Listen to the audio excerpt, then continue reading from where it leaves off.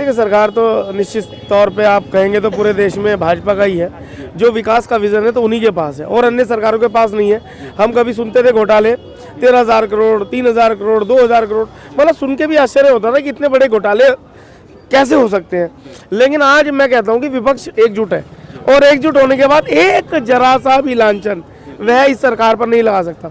और हमारे सामने नेतृत्व, एक इतना विशाल नेतृत्व है जो मोदी और योगी, जो वास्तव में इस देश के लिए संत बनकर आए हैं और उनका एक ही विजन है कि भारत को विश्व गुरु किस प्रकार बना दे। और जब माँ भारती की बात आती है, विश्व गुरु की बात आती है, तो हमारे लिए पार्टी मायने नहीं रखती, हमारे देश मायने रखता है। और देश को मायने रखते हुए अगर हम देश की सुरक्षा के दृष्टिगत देखेंगे या अन्य और सुख सुविधाओं को देखेंगे तो कहीं ना कहीं आज देश विकास की तरफ है।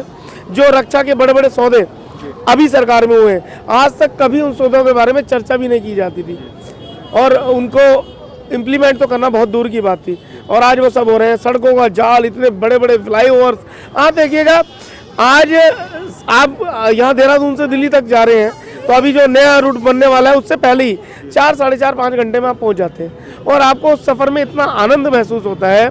आपको जितने उसमें बॉर्डर मिलते हैं या जितने भी स्टेट पड़ते हैं, उस बीच 2 राज्य पड़ते हैं, वहाँ सुरक्षा की दृष्टिगत भी आपको आनंद आता है उस सफ़र में।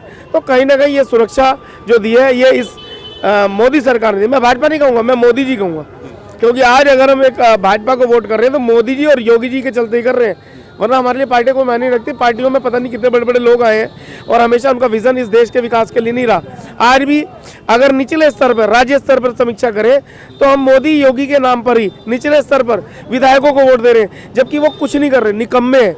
हालात इतने खराब हैं कि प्रदेश की व्यवस्था के लिए वो कहीं भी जागरूक नहीं है। गली मोहल्ले में जिस प्रकार उनको भ्रमण करना चाहिए, नहीं, वो मठाधीश बनकर अपनी अपनी सीटों पर बैठे हैं, बस टिकट लेने का इंतजार करते हैं और सत्ता की मलाई खाने का प्रयास करते हैं। यहाँ पे कपड़े बेच रहे हैं, लेकिन एक विधानसभा के चुनाव